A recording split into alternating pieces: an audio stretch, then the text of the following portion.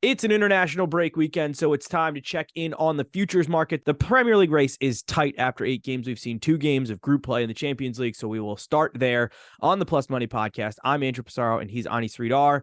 I just want to say real quick, you can support us by following us and subscribing right here on this YouTube, like the video. And if you're listening on iTunes, if you go leave a 5-star rating and review, that would be very helpful. Thank you guys, as always, for supporting, for listening. We really appreciate it. Additionally, if you want to follow our bets, you can follow us on the Pickit app. That's Pikkit. It's a great app to track your bets, see what your friends are up to, and join them along with their bets. It gives you the stats for how you're doing each week or month by month, so you can bet more responsibly. Additionally, it breaks it down by sport or league. We love the Pickit app. And if you use promo code PLUSMONEY, that's all one word, all lowercase, you can win $3 or $100 when you sign up and support the podcast. Additionally, it is totally free. So once again, that is promo code PLUSMONEY. Alrighty, let's get into it. Follow us as always at the Plus Money Pod, at Andrew Passaro, at Ani323. We are 8 games into the Premier League. We saw Arsenal get a last-second win against Manchester City in a game that was filled with controversy, but we're not here to talk about VAR. We're here to talk bets. So right now, your top 4 in the Premier League is Tottenham on 20 points, Arsenal on 20 points, Manchester City on 18 after losing 2 games in a row for the first time in what feels like forever in the Premier League, and then Liverpool on 17.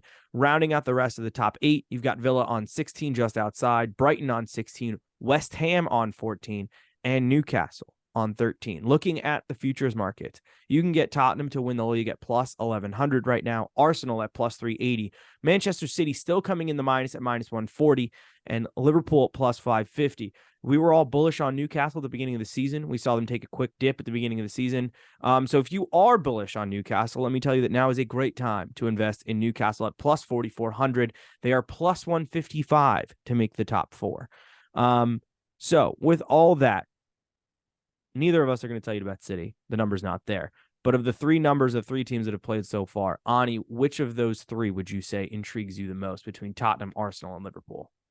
I mean, it's tough not to say Arsenal in this situation just because they're coming off their win against City with all the injuries, they're dealing with. Saka, Martinelli, who did come on to score, but still not 100% fit. Declan Rice, not 100% fit. Arsenal plus 380, that's great value right now. If you think Arsenal's not going to bottle it, choke it away like they did last year, and you could take Arsenal now at plus 380, and if they go on a run and City continue their little slump here, and you think City come back when, Kevin De Bruyne comes back maybe later in the year, take City live and just hedge your bet. Because, I took City live last year when they were plus money. So I think Arsenal is the way to go of those teams right now. I think Tottenham can still finish top 6. I don't think they're cut out to win it this year, but I like what they're doing. I think there's an inevitable regression that's going to happen with Tottenham. They've played very well, but I have serious questions of what happens when Heung-min Son inevitably gets hurt, or additionally, he's going to go to the Asian Cup, much like Mo Salah is going to go to AFCON. For Liverpool, what happens to the rest of that team? I mean, Richarlison has scored a goal this season, which is just as many as he scored last year in the Prem. But I just have questions about where the goals are coming when he's not in that side. And they do have the benefit of not having European football to concentrate on, so they should be making deep cup runs in the League Cup and the FA Cup. But, what happens there? I think the number for Liverpool at plus 550 is very interesting, but this isn't the team. They're still working out the midfield. Gravenberch is coming in, has only played in there like for 4 games so far in the Premier League. And same thing, they're still may go sign a defensive midfielder in January. The defense has kind of been so. I figured this team was due to finish back into the top 4. I think if there's a market out there for winner without Manchester City and the Liverpool number is over plus 250, I think that's a really great number. Plus 550 to win the league. I'm taking it on a place that's going to let me cash out early if they go up by like a significant number, like they go up by 5 and you can get like a solid investment back. But at that number, they're still not there. If they were at the Spurs 1100 number, I'd be all in. But I don't think you're going to get that. Newcastle plus 4,400 is interesting, especially if you think they can go on a run here. I think plus 155 is actually higher than what I got them to finish in the top 4. So I do think that they're going to sneak in there. They've played well of late after an early, they had a tough back-to-back between the Man City and the Liverpool games. So I think if you're high on Newcastle, now is definitely the time to buy. All right, Golden Boot. Erling Haaland is still minus 390. Salah's plus 1100. Son is plus 1600. Isak and Watkins are plus 2300. And Alvarez is plus 2400. And your current leaders right now, Haaland's on 8 goals. Son and Isak are on 6. Huang from Wolves, Bowen from West Ham, and Mo Salah all on 5. Now, we have seen Haaland didn't have a shot on target, or he very much struggled to get service in the Arsenal game. Not everyone's going to have as stout of a defense as as Arsenal are, but with this Rodri suspension and this Kevin De Bruyne absence, we are definitely seeing Manchester City struggle to get Haaland the service that he got last year. I think the guy I would go with is Isak at plus 2,300, because Mo Salah, like I said, he's going to leave for AFCON. That could screw with his rhythm. And we've seen Salah be a more complete player of late for Liverpool, who's getting just as many assists as goals. And I think we're going to see like a 20 goal, 12 to 15 assist type of season for Salah, which is an excellent, excellent season. But I don't think he's going to win a Golden Boot. But Isak at plus 2,300, when he's only 2 goals behind, is something I'd be keen on right now. The one problem I have with Isak is he'll get rotated out of the lineup at times for Callum Wilson because of all the tournaments that Newcastle are playing in. So the opportunity might not be there for someone like Son, who's all Tottenham have, or Premier League. So he's going to be featured in every single contest. On the flip side, Isak, when he does play, is their penalty taker when Son is not. Those go to Madison. So there are going to be goals missed out for Son because of that situation when Isak would capitalize. But if I was going to choose between Son and Isak, I think I would actually lean Son in the situation just because he's going to be playing more than Isak in the Premier League. I don't hate the sprinkling maybe just a little bit on Salah either, because he once again has that penalty taking equity. So he's going to be involved a lot for Liverpool. But I'm not going to bet any of these, to be honest, because Haaland still has a 2-goal lead. Haaland could have a hat trick on any given day. It's just not wise to bet against Erling now. I'm not worried about the deliveries. I'm not worried about his cold streak. It would be foolish to, I mean, I guess the odds are so good on a guy like, Son at plus 1,600, where $5 maybe worth it. But I'm just not going to throw my money away. Like, I don't know. I think Haaland's still going to end up with the Golden Boot at the end of the year. I mean, it's hard to say he won't, and we've seen him do is score goals. Yeah. But the thing is, he isn't just not scoring in the Premier League games. Like, he didn't score against Leipzig when Rodri was out there, and we are seeing just a different. Like, this Manchester City team is very different than last year. There's no Gundogan, there's no Mahrez. There's key players who are not there, and we always see these attacking players take a year to kind of settle into Pep's system. Jeremy Doku's an excellent player. We're fans of his. Is he he's not the finished product yet. So we'll see what's that. All right, Champions League. City are still plus 200. Bayern are down to plus 5. Real Madrid down to plus 750. Arsenal down to plus 950. Barcelona hanging around at plus 1100. PSG up to 1600. Newcastle 1800, and Inter at plus 2500. I'm not seeing any significant change here, or any team that has really blown me away to say I have to run and throw something in. I do think this Inter team is tricky because they have the experience, and the one thing that they don't have is, I'm a fan of Thuram, but they don't have Lukaku, who scored so many big goals for them last year down the run as they competed to try to win. Well, they weren't really close in Serie A, but he added a lot of big goals for them. And Lautaro Martinez has played well, missed a million chances in in a couple of their Champions League games this year already. So I just don't see anyone that has me as intrigued as like Napoli did last year, that can you catch fire here and maybe cash out a little early. Of those teams, maybe Barca.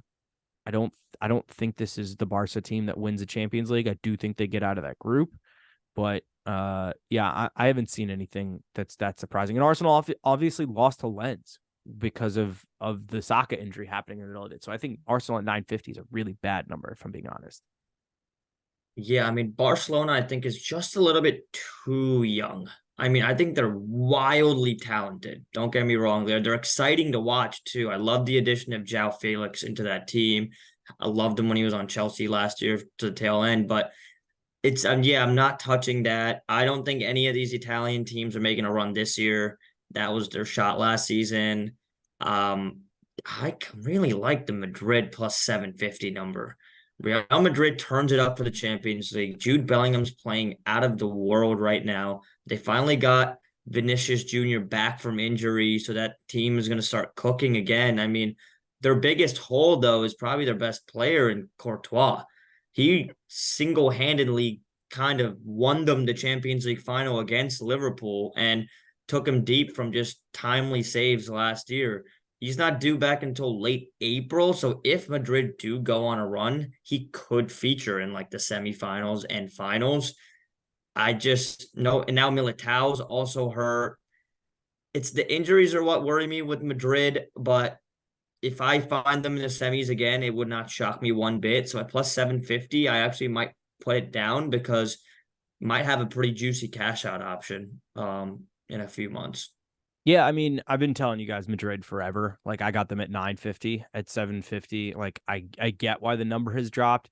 I think that Bayern number is going to continue to drop because I think Bayern, and we'll talk about Bayern in a second here. I think Bayern are going to focus heavily on the Champions League. I think they're going They've to got the squad to win the Champions League. It's just they do. they haven't looked polished yet. There's a lot of new pieces there that they're obviously working together, mainly Harry Kane, but that team is way too talented not to make a deep run in the Champions League. And it's kind of frustrating to just watch them not being able to put it together yet. But it's just like you've got guys like Gnabry, Coman, Musiala, Kane. It's like that attack should be unstoppable. You Like didn't even mention Leroy Sané. Sane, yeah, like it's. I mean, Kimmich is like it's probably arguably one of the best midfielders in the world right now. Like it's just frustrating to watch that team. Just, I mean, obviously the Neuer injury once again, goalie injury there, kind of a big deal. But I don't know. With that attack, they shouldn't be dropping any games in the Bundesliga. That's for sure. I'm kind of surprised they let Jan Sommer go because if I'm being, I mean, if the only reason you let him go is because you don't think he's the guy, then fine.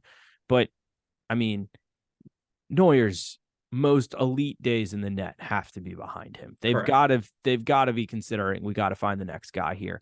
Let's go to the Bundesliga because there's a team right now that I'm very bullish on. They're 7-0-1. They're on top of the Bundesliga. By the way, Bayern in third going into the break. And it's Bayer Leverkusen plus 650 to win the Bundesliga. Xabi Alonso, since he's taken over, he has a 26-11-10 total record. In the Bundesliga, he's 19-7-7. Last year, he took them from 17th to 6th. They sold one of their best players in Moussa Diaby, went and bought one of the Europa leading goal, the leading goal scorer in the Europa League from Union in Belgium, who scored 7 goals in 7 games for them. So they're top of the Bundesliga. They beat Leipzig at home on the opening day. They beat Gladbach, their like local rival, away, and they drew Bayern away in a game 2-2 that they were down 1-0 and 2-1 in. So they've gotten good results. They're undefeated. They're playing well in Europa League. I think Xabi Alonso is definitely his audition to take the Real Madrid job. And I mean, they're a younger squad, as is Real Madrid right now. So at plus 650, I think, we saw Bayern struggle to win the Bundesliga last year. Frankly, that it was literally the only reason that Dortmund choked. Didn't, Dortmund just pissed down their leg on the last game of the season. Yeah. So I think that the value at plus 650 for Leverkusen, who are another team in Germany who have historically choked, but I don't know. I think things kind of feel different in Germany right now, and they can try to focus on the league. And if Bayern, don't win the league for the 12th time in a row, fine. If they win the Bundesliga or they win the Champions League, that's all that matters. So that's where I'm going. That's it for me today. I don't know if you've got anything else future-wise you want to take a look at. We do have some fun games coming up in Euro qualifiers. France and The Netherlands. It'll be that are it'll be a fun one. It'll be a Yeah. fun one. Yeah, so we'll have picks for that online. I got nothing else today, but get at us on Twitter and Instagram. That's where we'll be posting at Andrew Passaro, at Ani Sridhar 23, at the Plus Money Pod. We'll be back next weekend. I think Chelsea have a pretty big one, don't they? When we come out of the break, well, Chelsea have a run of big ones as we come out of the break. So we'll be back later next week as we get ready for the return of the Premier League, and it's going to get really busy because we're going to have a ton of weeks Champions League, and do we have a November international break? I think we do. I feel like we do.